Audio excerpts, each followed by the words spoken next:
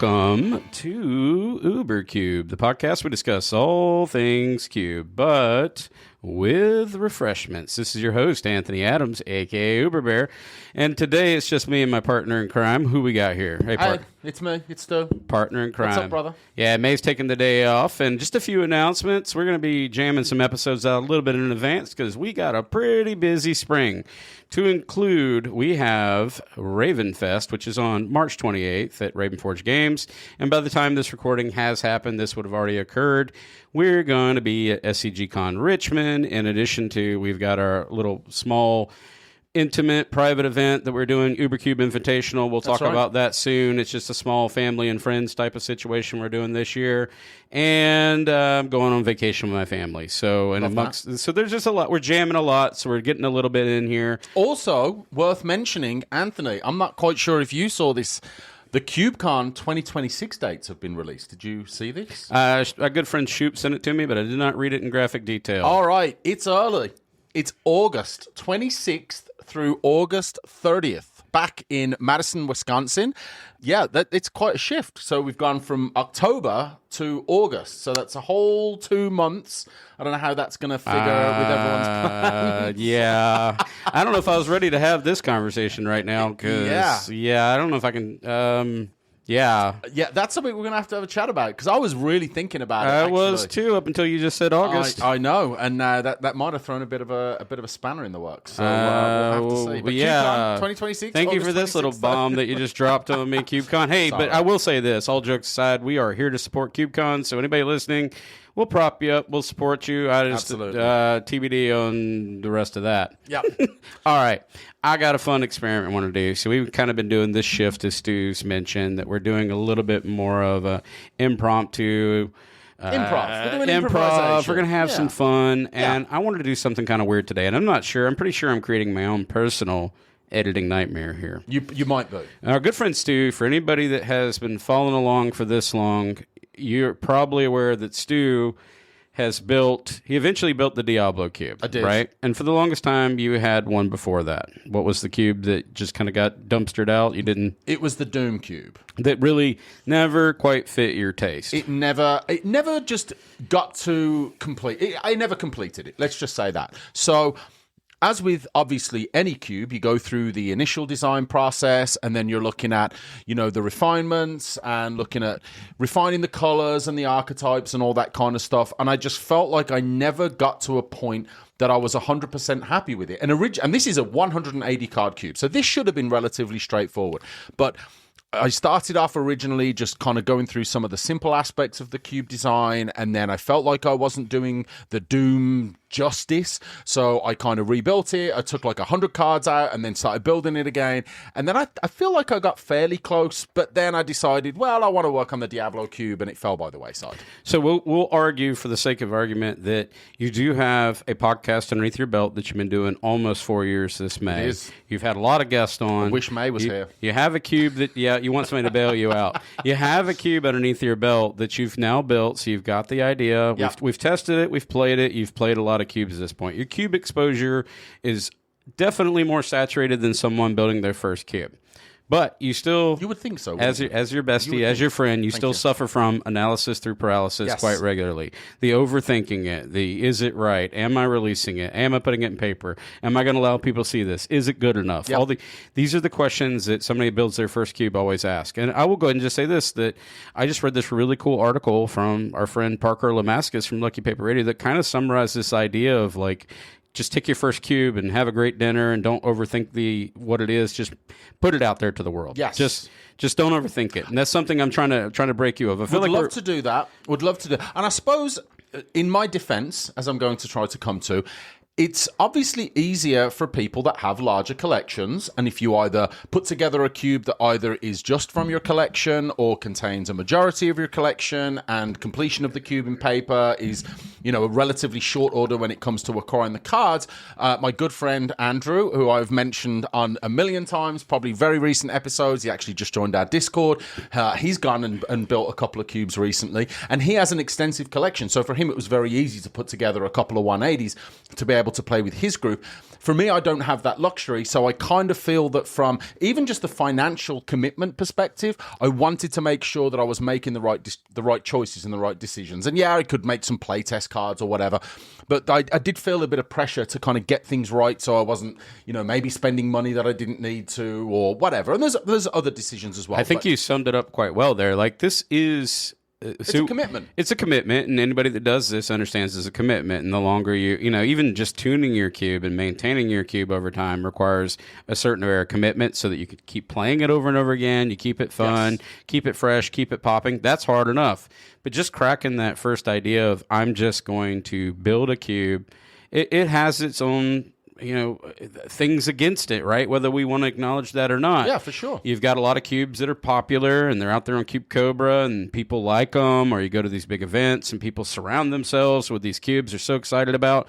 But you want to build your very first cube and you're seeing all this fanfare for this cube over here and this cube over here. And, a lot of pressure. And you're thinking, like, man, they figured it out. But no, they didn't. They just put themselves out And if there. I didn't have this podcast and been broadcasting to the world for the last almost 4 years, maybe I would feel a little less pressure. But now maybe you're right that I've got a little bit of not just the analysis paralysis, but also the pressure of, I've been broadcasting now about this nonsense for 4 years, and maybe there's added pressure that I need to get things right because someone's going to say, I feel that this way idiot too. actually puts himself out there and thinks that we should listen to them. Like, what I get the same. I get the same thing. Like I went and hung out with my good friend Cade here. I was recently in Tulsa visiting and got to see Cade, and I was lucky enough to be invited over to play some cube with him. And I was thinking, as much as I want to repress that and push that back, I'm thinking, I better actually try to play Magic tonight. I'm going to sit around and talk about Magic. I should be able to play Magic. But that we get over that. But what I wanted to do as an exercise is kind of see what you've learned over the years. We're closing. I'm going to put you on the spot. So this is going to be informal as all get out. There'll probably be a lot of editing on my part, a lot of clickety-clacking on the keyboard. But I have a card that I have picked out for Stu. And Stu hasn't really, he's kind of seen the card, but he hasn't seen the card. I've seen the name. He didn't even remember it. He didn't really even know what I was going to do with this card. But I am kind of piggybacking off of the idea of, Lucky Paper Radio did this with a couple of their things. And I thought it was a cool exercise to pick a card. But I want to see where Stu goes with this. I'm not going to get involved. I will. I'll give some guidance, but I'm curious to see where his brain goes if he can take one card, and we're going to make this into a scenario. He is a commander player, and he's going to have this card, and this is his favorite. Yep, and this is his favorite commander of the time. I just picked some random card, and you heard about this cool cube thing, and you want to. It kind of, maybe you're not playing commanders much, or you can't really, your friends moved away, whatever story you want to tell. But you're kind of interested in, everybody's kind of getting into this cube scene. Everybody's doing it, so why can't we? But you have these cards, and you got all these cards that kind of surround this card that I'm about, your commanders, we're going to call it. Okay. And I want to see if you can at least start kind of the seed crystal, the threads of start making the fissures of a cube. Okay. We're not going to be able to take it all the way because, God, that would be a 5-hour episode. Okay. So we're treating this like at least on the surface. I'm a commander player. This is a favored commander of mine. I want to build something that is... Well, whatever the creative, wherever my creative juices take me. You're Tom Hanks. You're on the island, and, Okay. you don't know how to make fire. You're about to start making fire. We're not going to start yelling, "You made fire." You just can't even get the embers going. I want to see your embers. Okay. So if you could scroll down to this magical card, and I would like for you to read it to the audience, and I just want to see, applying what you've learned, where you go with this. So what is this card I have picked out for you? All right. So we have a teamer card, Riku of Many Paths. This is a legendary creature, human wizard. It's a 3/3.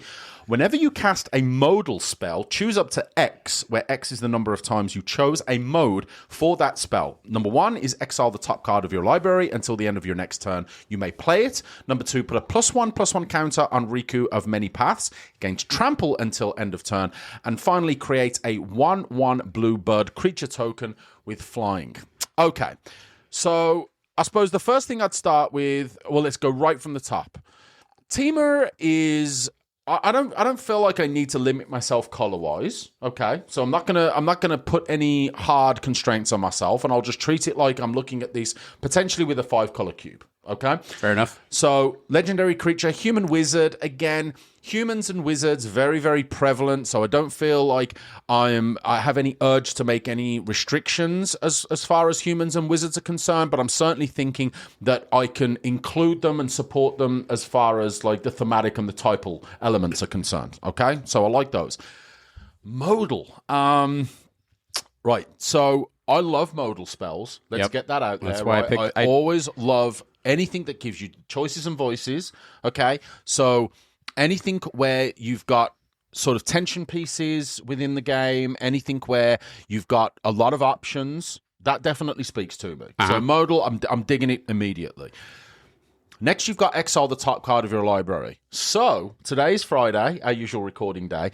Anthony, you have gushed recently about our good friend Samich's Exile Files cube. I was able to play that cube yesterday. I think this will be fun in there, by the way. It was fantastic. I love that cube. It was fantastic. I was playing a base red, white, splash black deck, and Exile and cast spells from Exile, which is obviously the overarching theme of the cube in general, is not just playing stuff from your hand, but I kind of leaned into that. So I'm digging that element of this card immediately. +1/+1 counter and gaining trample. That's, I would say, arguably the least exciting element of the card for me. I feel like +1/+1 is not necessarily overdone, but I feel like it's something that appears a lot in not just Magic design, but in cube design as well. Yeah. So that's something that maybe I could sub-theme that a little bit. But overall, that's kind of going to be lower down on the priority list when it comes to, think archetypes I want to support. And obviously, you can see where my brain is going with this, right? So this is a gold card. It's 3 colors, which potentially could make it difficult to cast. I want this to be a pretty significant reward for the player, right? So if you're able to cast a 3-color, 3 CMC spell on speed, I want the players to be able to really benefit from this. So what I'm also thinking is, what else can I do with 3 CMC, 3 pip creatures in order to expand the cube, the tension, and the sort of explore those possibilities from a pacing perspective, and not just any 3-color card that can be kind of a poster child, but what 3-color cards that can have these multiple options. Doesn't have to be modal, doesn't have to really match any of the other abilities on this card, but I'm thinking of that being kind of a central theme point for the cube. So I'm going to come in for a minute because I kind of just glanced at this card either. So full disclosure, while I was working today, I kind of thought I wanted to put Stu on the spot. I knew I did that. I typed in complex, wordy Magic cards, and I found this card. I have never seen this card before in my life. It's 9 lines of text. Yeah, I wonder where that lands. There is so much on this thing. It's a lot. But I got to thinking, back to the referencing of the LPR Seed Crystal episode, I couldn't find a card more. This card's more than a crystal. This card's a giant meteorite sitting in your front yard, or a meteor sitting in your front yard. But I thought of this commander scenario, right? You're playing this guy. This is from what's the cowboy hat set. This is where that's from. So there's a lot to break down. So Riku of the Mini Pass, as we talked about, it's a teamer card, as we've talked about. As I'm looking at the card, and when I look at it, you're right. I look at the complete, take all the fluff out of it and look at the card and what it does as I parse it out. If I wanted this to be my centerpiece, my brain immediately went to, what can I do with the art? In the art, he's obviously a spellcaster standing in some kind of canyon wearing a cowboy hat. He's a wizard. That's something I can work from a thematic idea. If I wanted to weave in wizards and desert environments, just using the art alone, the texture of the art, 100%. I could. Yes. And the art's actually pretty great, actually. I like the art. This is one of the few that, wearing the cowboy hat doesn't look obnoxious, if I'm being honest. It makes sense with the art. I'm a big Western fan, a huge Western fan, going all the way back to, the Sergio Leone spaghetti Westerns, Sam Peckinpah, Clint Eastwood, all that kind of stuff. Love the spaghetti Westerns, but all the way through to modern Westerns. There are some wonderful, wonderful Westerns. If you're into that kind of stuff, Deadwood is one of my all-time favorite shows, and there's some really good ones. So just that theme by itself speaks volumes. It's workable. That's workable from an artistic standpoint, believe it or not. Yeah. And then if I just take the pieces of the card, it says modal. I can make modal spells. It actually influences that idea. So I thought Teamer Charm and stuff like that. Anything modal, right?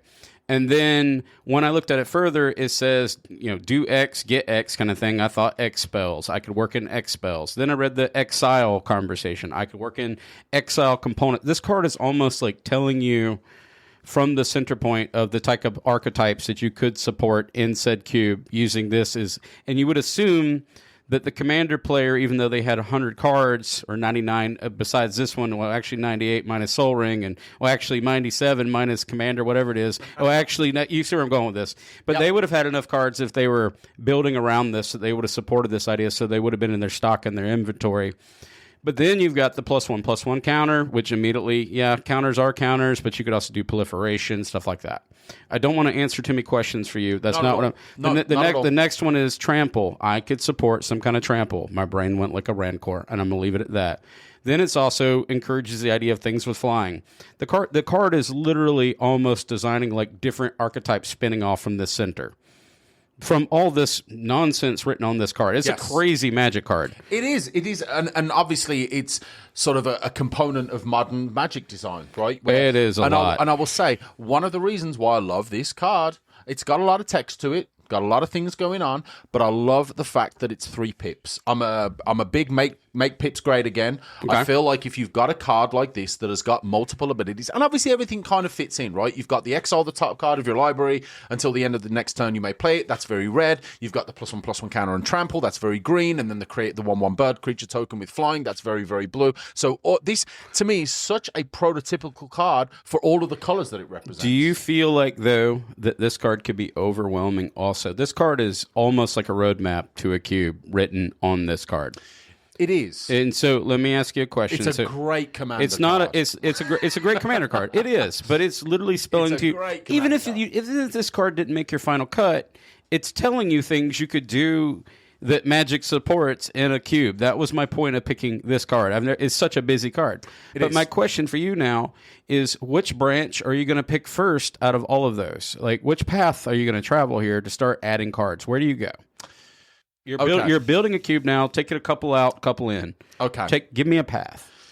So the first thing I'm going to think, again, and this is kind of reflective of my personality quite a lot, I am going to think about the art and the theme and the fact that this is a wizard with a cowboy hat and the cowboy get-up on. I'm going to think about designing some kind of Western-themed cube. You're into that now. First things first. Yep. That's the first thing I'm going to think about. And maybe I'll do that. Maybe that will see the light of day before any of my other cubes. Okay, we'll stay tuned on that. I think because I already have the Doom cube that I've worked on and not finished and the Diablo cube that I'm looking to move towards, I kind of think that I'd like to move away from something that the thematic element is the primary focus. Because something I've learned, and this is a story for another episode, I think, is it's very, very difficult if you have a focused theme for the cube, at least for a newer cube designer, to really put together a cohesive list where the elements that are in these poster child staple pillar cards, of which something like this I feel like should be, and to really be able to appropriately support all of the themes and all of the archetypes, I should say, within that theme. Okay, so it would be great for me to say I want to create this Western style, cowboy style, cube, but now I've got to find the cards for it, right? And not just do I have to find the cards for it, but now I have to find a minimum of 3 other significant pillar pieces that both fit the theme, don't take too much from this card, because I don't want them to just fall in with each other. Well, that's what I was going to say. This was your commander in my story. You love this card, Riku of the Many Paths. Yes. This was your thing. You've spent a lot of time. You've played it for the last year, however long. I can't remember. Outlaws of Thunder Junction's been out, whatever, and you've been rocking this, but you kind of burned out on it. You want to break out and do a cube. Is this a little cheaterton? I gave you something that wouldn't be as struggling. This card is spelling out the map. I got that part. But you did say something, the reason why I paused you. Okay. This was important to you. It was foiled out, and you foiled out this deck and all that. And you don't want to lose the identity of that. You said something that caught my ear, is you didn't want to wash this card out. You start surrounding it with things. How do you emphasize this card and still say this card's important to you? Or do you not do that and you internalize it because this is your first foray into cube, you've come for commander. Do you go around telling everybody this is my Riku of Many Past cube? maybe you do that? No. Or do you just have the card in there for its namesake and because you adore it and you build around it? Yeah, What do you do? What do I do is, yeah, absolutely. I take this card and I feel that I have an emotional attachment to the card and the theme, and I want to include it as part of my cube. I want it to be a pillar in the cube, but I don't want it to be that important, I would say. Okay? And so this is the question that I'll ask you, and I'll follow this up with, is this a little cheaterton?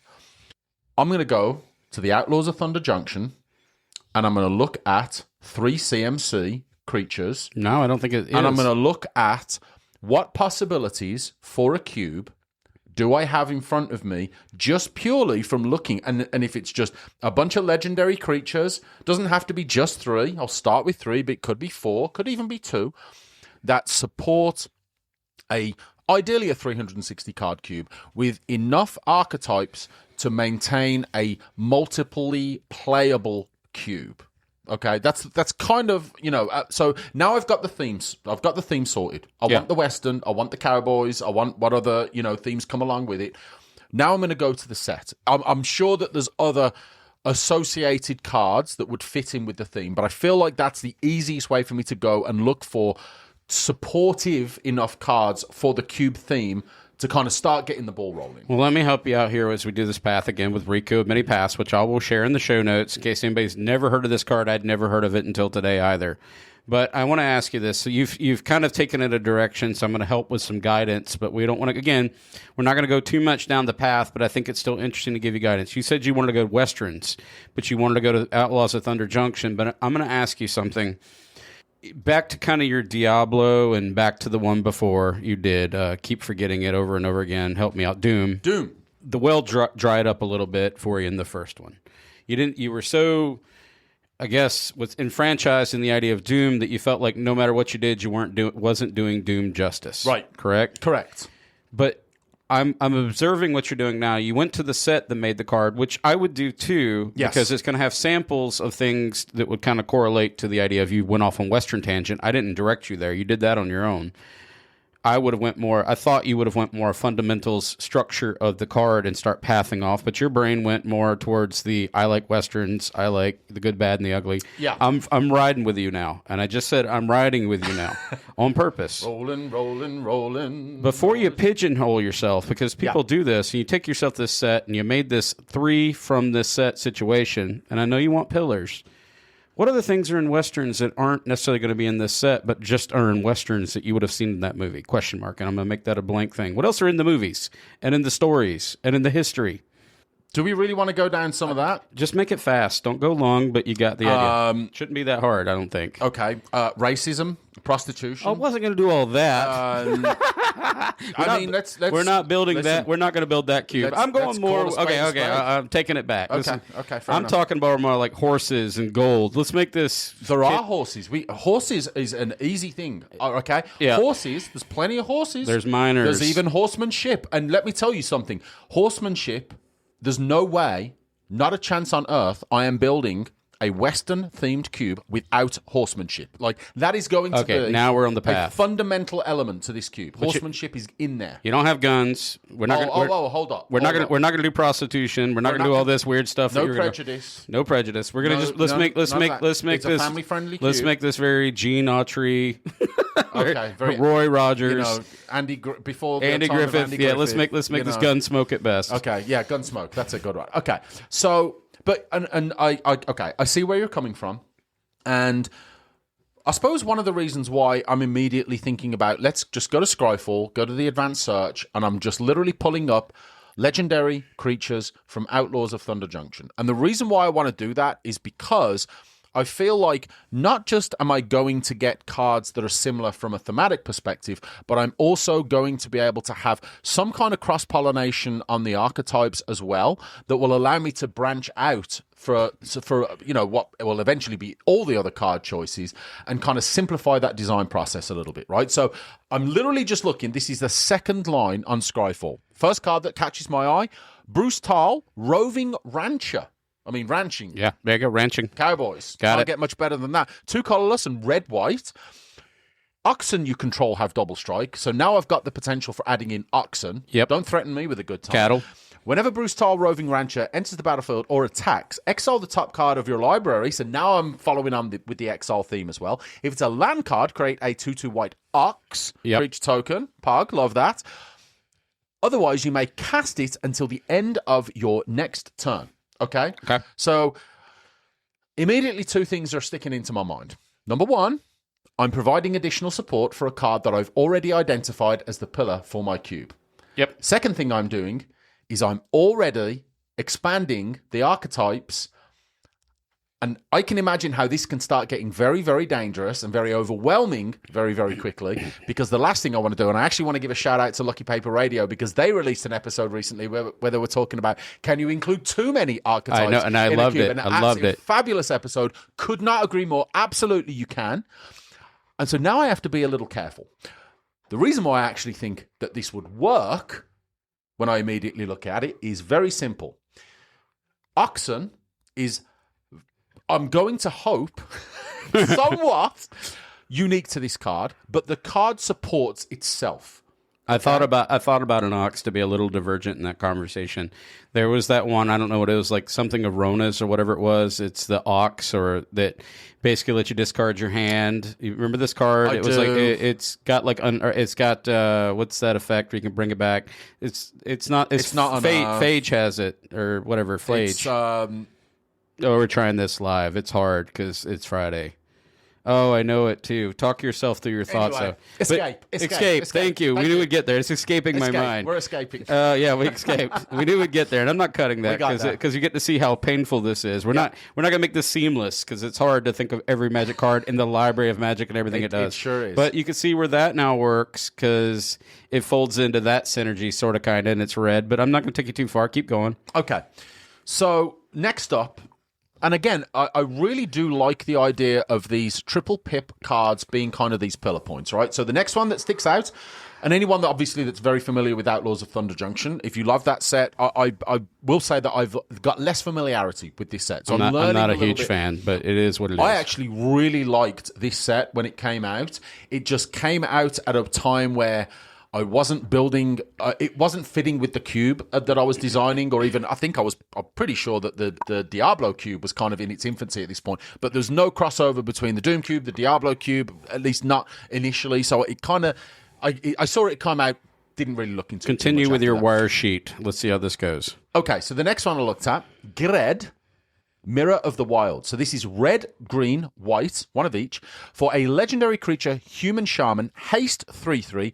Non-token creatures you control have tap. Create a token that's a copy of target token you control that entered the battlefield this turn. This one's probably going to need a minimal amount of support, I would think, because it's just when a non-token creature enters, you tap it, or it obviously has haste. So relatively straightforward to make it work. I suppose you could maybe argue that it's a little underwhelming for a triple cost, even though it does have haste. I don't hate it. Are you still doing pillar design I'm here? still doing pillars. I feel like I'm focusing on that. You are. right now. Well, that's how your brain's working. But I'm seeing you outside looking in, that you're diverging rapidly away from that commander that was so special to you. Yes, I am. And you're moving away from it. You're borderline ditching it. Have to.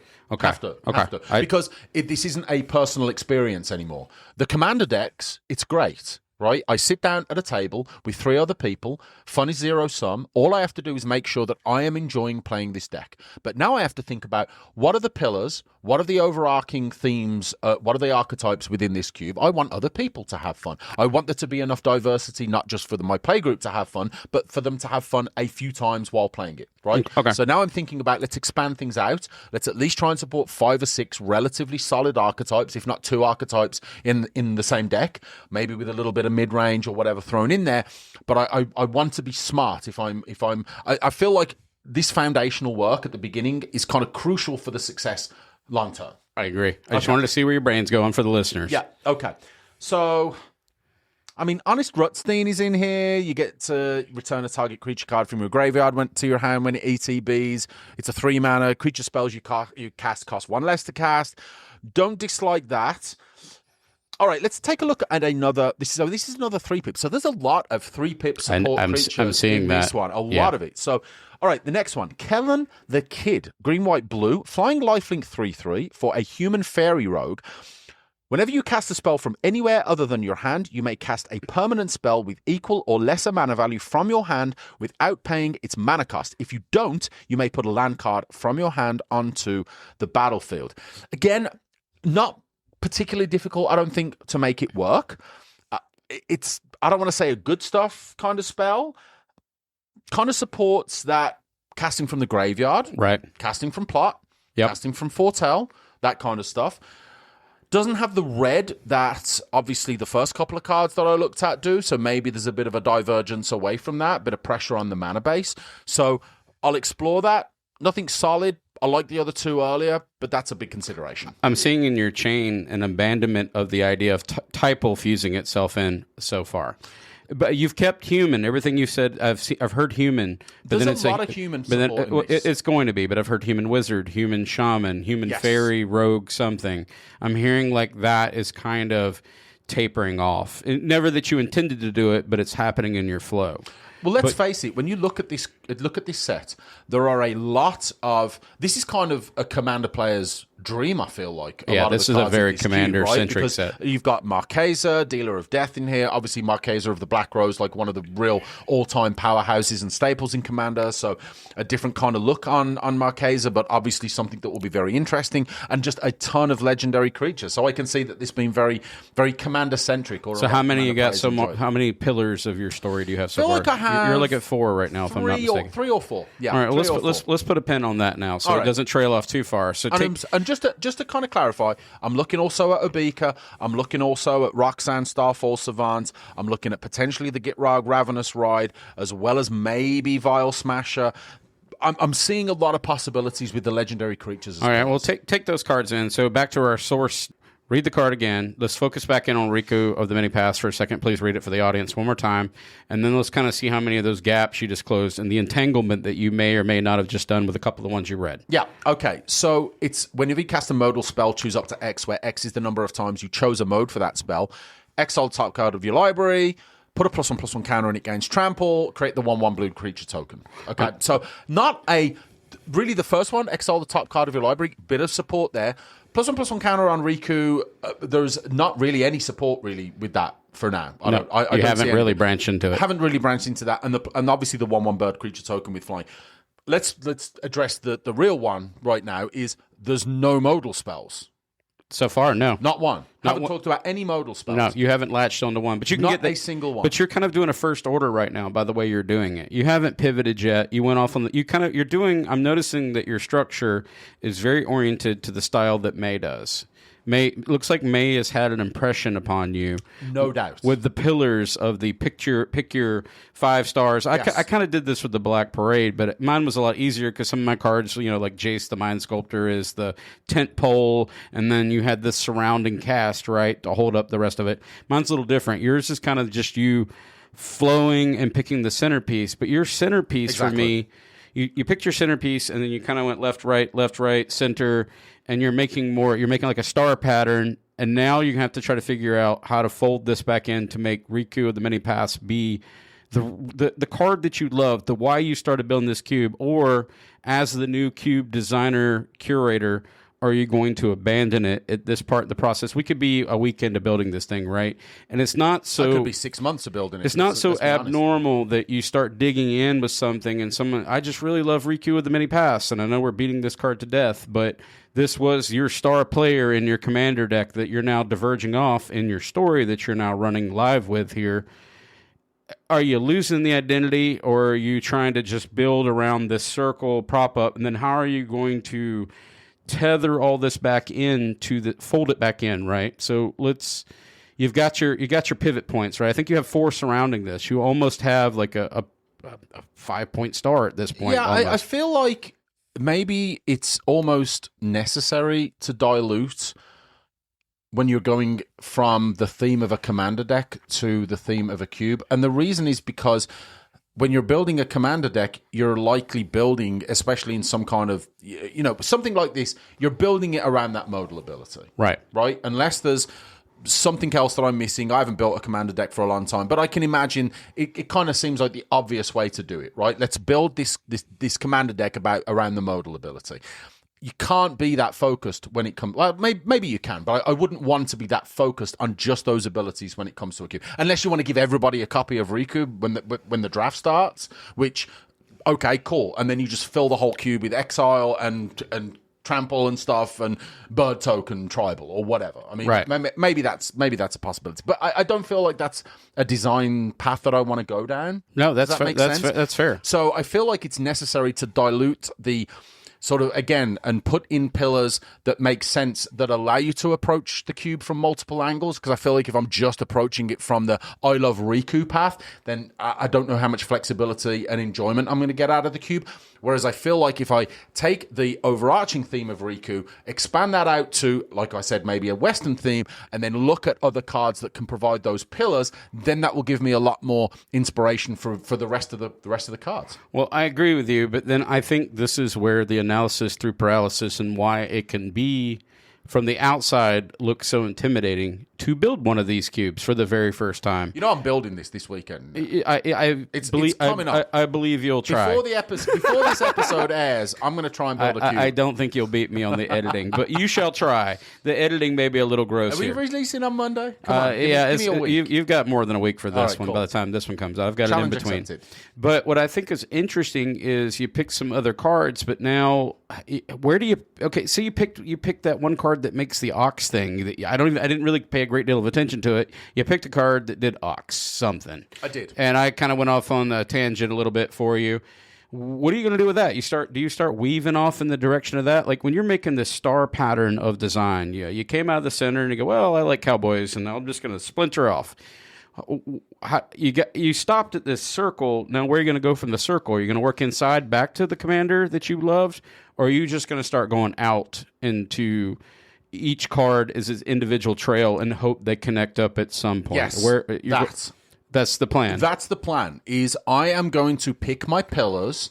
I'm going to look for cards that make sense. And almost, I suppose, let's say I choose 6 pillars. Yeah. Okay? I'm going to take my 6 pillars, and let's say it's a 360, and I'm going to reserve, let's say, 60 cards out of that.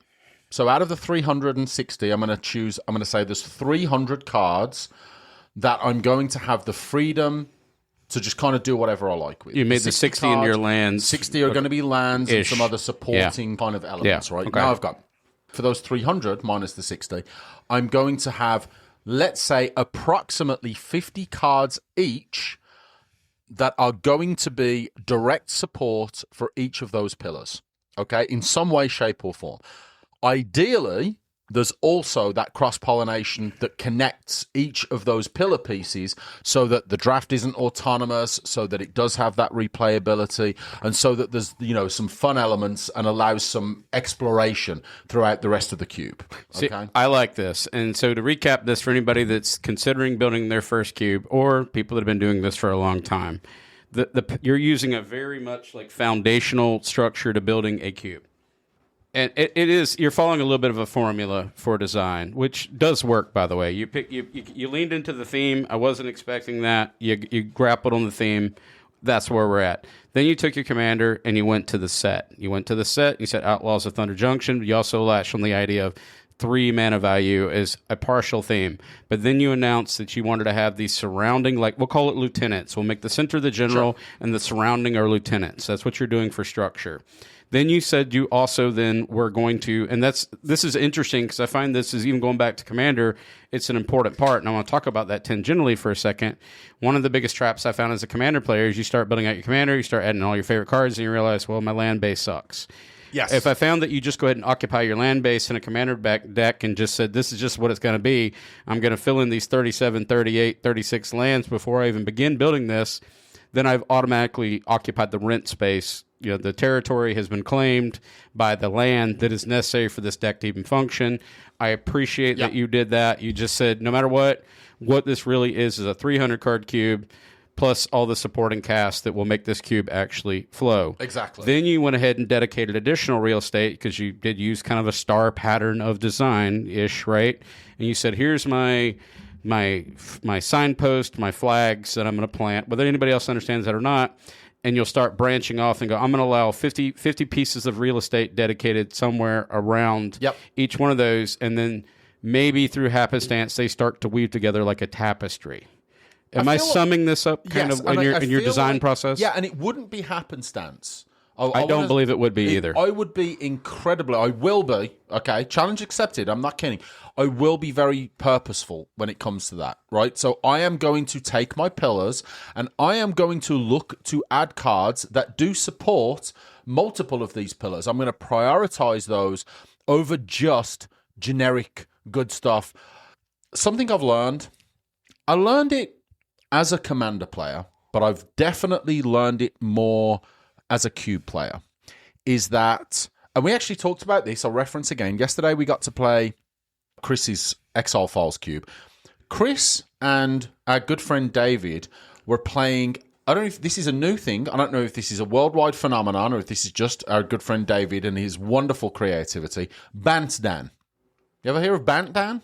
Bantdan, no. Bantdan. No. There may be a good reason I thought you said that. bandstand, like American Bandstand. So this one time, I was at band camp. So basically, David and Chris were playing Bantdan, which is a variant of Dandan that could very well be a format that our good friend David just fabricated out of thin air. But anyone who's familiar with Dandan, it's a shared library, shared graveyard, shared exile, and there's all kinds of rules about there's only Dandans are the only creatures. There's like 8 of them in there. And Dandan has Island Walk, and if there's no islands in play, then it gets sacrificed and all this, and there's basically cantrips and card draw and all this other stuff that's in there. Well, David's Bantdan is a variation of that, okay?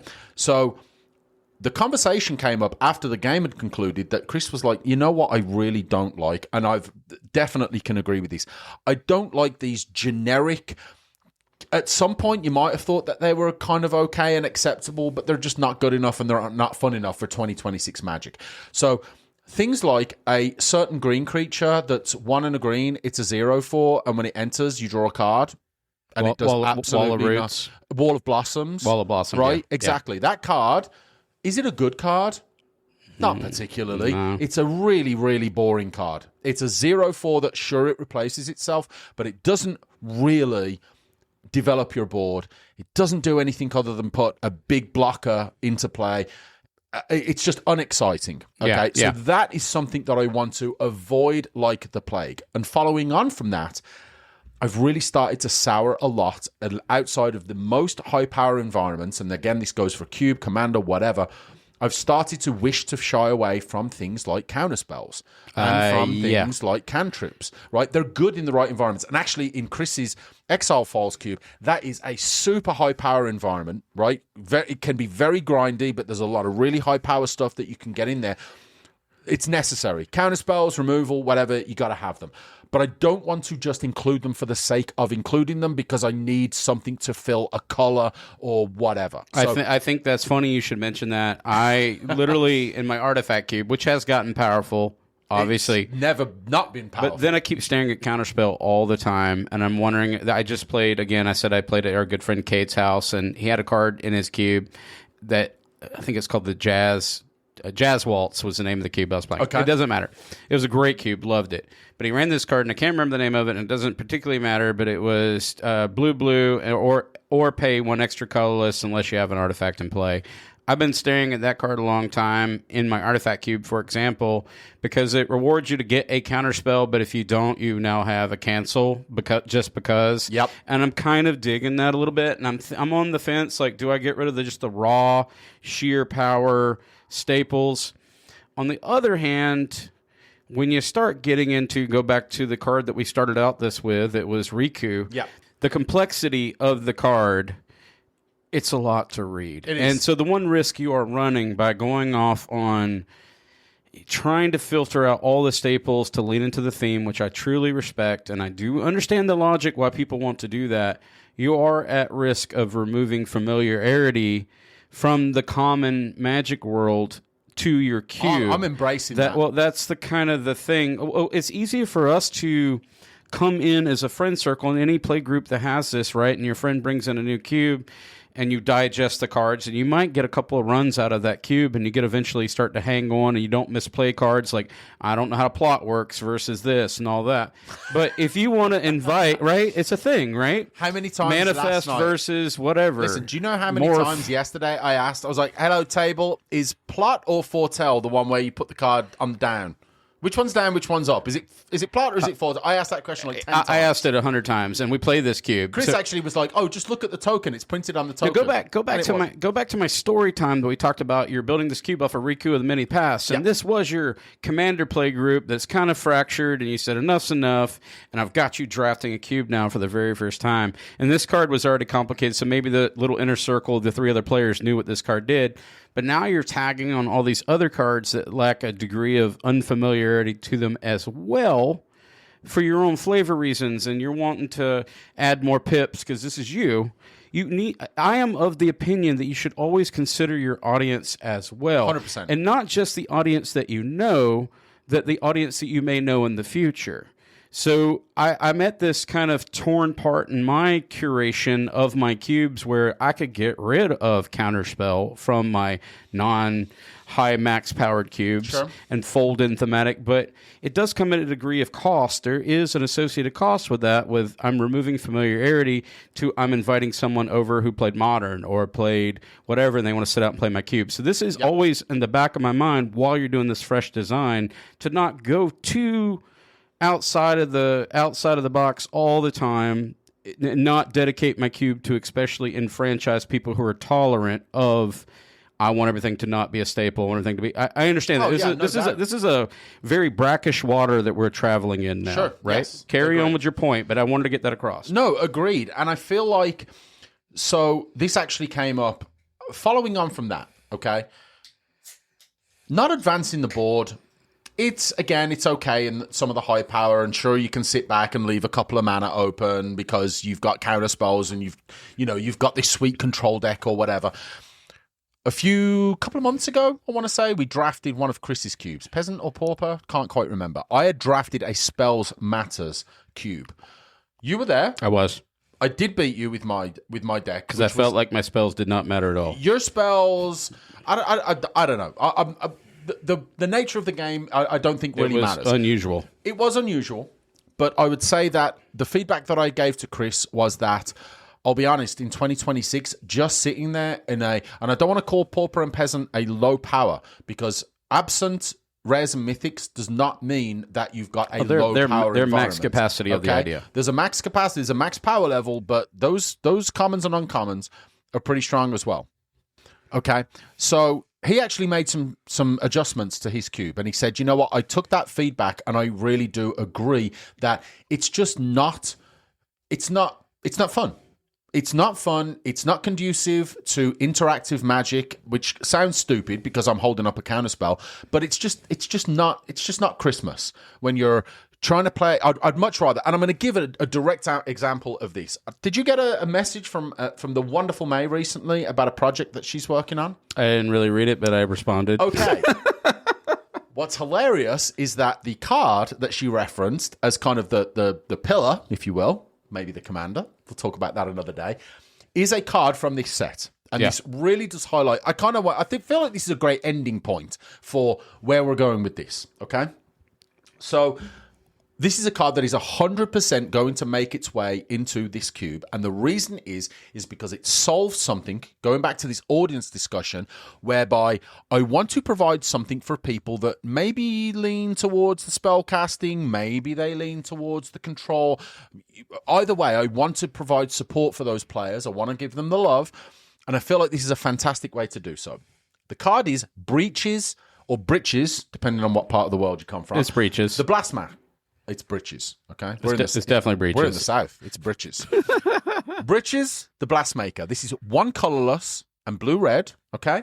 So is it legendary creature, goblin, pirate? Now, it's goblins, and there was no goblins in all the westerns, at least none of the spaghetti westerns that I watched. There's also not pirates in the Western Pirate. Let's be creative. Okay? They're the outlaws, or the train robbers, or whatever. So, again, legendary creature, Goblin Pirate, In the desert. in the desert. It's got all the cactus and a big explosion in the background. It's a 3/3 with menace. Whenever you cast your second spell each turn, you may sacrifice an artifact. If you do, flip a coin. When you win the flip, copy that spell. You may choose new targets for the copy. When you lose the flip, Breaches, the Blast Maker deals damage equal to that spell's mana value to any target. I love this card. I know we've talked in the past about dice rolling and coin flipping and all that kind of stuff. I think that's why I didn't respond the way she wanted me to. You're not a fan. I know you're not a fan. No, I don't want to be flipping. Well, plus it's a monkey in the desert that's a pirate. I'm very confused. There's a lot going on here. You can on a roller coaster with a bomb. You can avoid my Western theme. Is it? There's too much. Spellslingers. Too much. Okay. Is it? And okay. All jokes aside, would this make it into the cube? Maybe, maybe not. Okay. And maybe just for that purpose, that I understand my audience and not everybody is into flipping coins and rolling dice and all that kind of stuff. But the reason why I wanted to highlight this is because it's a option instead of those very, very low-hanging fruit, easy to put in if you don't have anything better, the counter spells and the cantrips, which coincidentally would very much work in this kind of deck, but I don't want that to be the focus. And actually, what I would be looking at for something like this is where can I utilize modal spells if I want to expand out the modal capabilities, as we've highlighted of Riku as part of the other pillars of this cube. And then obviously using that as part of this multi-spelling shenanigans that obviously a card like this would support with wonderfully, as well as artifacts, right? So now, yes, I've got another theme that I need to put in there, and that would be a challenge by itself. But things like this really open up design possibilities for me, for where now I don't have to just rely on, again, the typical white-blue is control and green-blue is ramp, and et cetera, et cetera, et cetera. But I'm looking for things like this that not only allow me to be exploratory when it comes to the themes, but also, again, really allow me to provide that fun and positive experience for my group. And I feel like Izzet and Spellslinging, I don't know many people that don't enjoy that. I played against it yesterday. I got my ass handed to me. It was a great experience for Kyle. Not so much for me, but you know what? He built a good deck, and I want to give Kyle an experience that he can build a deck like this within this cube. So that's, to kind of pull it all back, the Riku, it's going to be a poster child, and maybe it's the card or the art on the, when I put it together on Cube Cobra, Riku's going to be front and center. But I would like to dilute the cube to be able to highlight the other pillars of the cube, make sure that people understand that this is a somewhat thematic cube with an overarching design that kind of fits in with, maybe this set and maybe other supporting pieces. But obviously, as any cube should be, the focus is fun. And I think it's really neat that you did that. I don't want to summarize because you did that. You did this cool little star pattern. You branched out. But what was really cool is you went a different direction than I had expected at the top of this episode, which was neat. It wasn't formulaic. I wanted to do this kind of just natural and raw and organic, and I wanted to see how you came to it. And it's interesting to see how you've picked up some of these structural ideas we've done. I'm interested to see, going back to, you're kind of making that web, right? That tapestry. You did a tapestry. You did a star figure. Yeah. And then you're going to branch out 50 out on all points, right? Very intentional. I'm interested to see how the weaving would happen. I think that's a future episode if you ever get to just theory crafting an idea like this. How do you take this to that? How do you take this to that? And then, picture you've made this giant like hexal web tapestry that you've made, right? Exactly. And I think there's great potential for a future episode, because now I feel like we have, okay, here's episode 1 where we've gone through the thought process where literally, like you say, you've just sprung this on me last minute. Here's what we're going to talk about. No preparation, right? And I want to be really honest with our listeners. There was no prep whatsoever. I'm looking at this card and looking at this to make it even more believable. I didn't even want to do the episode, and I thought about canceling to make this more real, because I'm so tired. Grumpy. I'm grumpy Anthony on Fridays. Well, I hope that this has put a bit of a But it actually makes me smile every time we do it. But I'm like, I'm really tired. I think we'll do this anyways. And the flow was interesting to see how you kind of latched on to some of the things we've talked about, some of the structure you've learned. Now the next thing we got to teach you how to do is commit. Take the pebble from my hand, grasshopper. Take it. Do you know where things can be... Little David Carradine. Know where... Well, I was going to say, where things can you see something and you're like, you know what? This is actually much more realistic. Do you know how much Riku of Many Paths costs? No. Take a guess. $1.48. It's 18 cents. Whoa. 18 cents. Yeah, okay. Now, I don't know if this is because Outlaws of Thunder Junction was a super popular set. I don't know if it's because the cards in this are not in as many Commander decks. Maybe we're completely off base on that. But this is where something like this, I can definitely see. If I can get enough support and the cards are inexpensive, how about this? We'll do a follow-up episode of the cube completed, and then we'll do a follow-up episode after that where we've taken this initial conversation of spring it on Stu, build this cube to the final design, and then we'll do, maybe it doesn't have to be a whole episode. It could be a year. I mean, well, let's be realistic. We got, but the time it takes to we weave got to this. prepare for CubeCon. It's in like 15 minutes, by the way. Go get your cubes ready. Oh my god! Yeah. Oh my god! Summer, but you know what? We get to go to Wisconsin in summer. And Pretty sure I can. It's like my son's birthday. I think this is a thing, but we'll talk about that. Your son's Yeah, birthday my son is had his birthday last year, so I don't know if he should have it again. Was it this last year? I thought it was like 3 weeks ago. Your son's like 300 by now. He has so many dang birthdays. But yeah, and obviously, I think this is something that I'm going to take as a challenge. All right, cool. And I absolutely mean that sincerely. I feel like this would be, as much as the Diablo Cube is still very close and near and dear to my heart, I'm definitely wanting to get that completed. I'm going to put this together. I'm going to build the cube. I'm going to put it on Cube Cobra. Yep. I'm going to see how much it costs, and if it's reasonable. Magic Online. If it's less than $300-400, I'm going to build it. Cool. All right. We'll take us to the socials. I hope this has been somewhat educational and chaotic at the same time. You can kind of get into the mind of a designer. Let me tell you. It's fun. It's making, but your brain's probably boiling right now, but that's part of the fun of doing this too. You know what? I feel like, all jokes aside, I actually really do feel like there is some amount of, I don't want to say necessarily preference, but maybe some potential for these kind of episodes. And you know what? Shout out to the listeners. Tell us how you feel about this. Obviously, a lot of our episodes are very carefully curated. Anthony goes through a ton of effort in writing the episodes and meticulously crafting show notes and talking points and all that kind of stuff. But we've had a couple of episodes recently where we've kind of gone off the cuff and very, very spontaneous. Yeah. Okay. Where there's been nothing as far as show notes are concerned. It's just, here's the conversation point. We're going to get on with it. And I'm digging it. I dug this conversation. I think it's fantastic. And if the listeners out there enjoyed this one, just like they enjoyed the other one, tell us, reach out to us, hit us up on the emails, the Twitters, the Blueskys, whatever, because I enjoy creating content like this, I will say. I do too. Cool. All right. Well, thanks for listening. Let's go to the socials. All right. As always, huge shout out, big thanks to all of our Patreons, to Jeff Stumpo, to David Wilsey, to Chris Fitzgerald, Timber Dragon, Brian Christensen, Keaton Schultz, Lord Justice, to Preston, and to our very own Sam McKenna.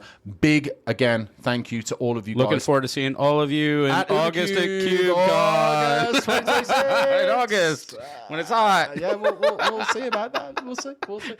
All right. Facebook.com/groups/MTGCube. Anthony, what we at? 1,600? 13, going on 14. 1,400 people. Get out of town. Yes. That's pretty good. Haven't had to even saw it in half yet. Still there. That's pretty good. The conversation's getting pretty nuts there, brother. That's pretty good, partner. I like that. As always, hit us up on the Twitters at UberCubeMTGPod and at the Bluesky, UberCubeMTGPodcast.bsky.social. We want to hear from you. We want to hear about this episode, any other episode. If you got a longer question or comment, hit us up via email, UberCubeMTGPodcast@gmail.com. Find us at YouTube if you want to, look at our beautiful logo while you're listening to our episode. It's wonderful. I want to hear our voices and look at my art. Ubercube MTG Podcast 747. And once again, I really do want to say big thank you to our Patreons. I've been putting the word out there as far as doing some theme drafts. I still have the cubes on Magic Online. I feel like it's been less sort of organized than it needs to be in order to get the interest going.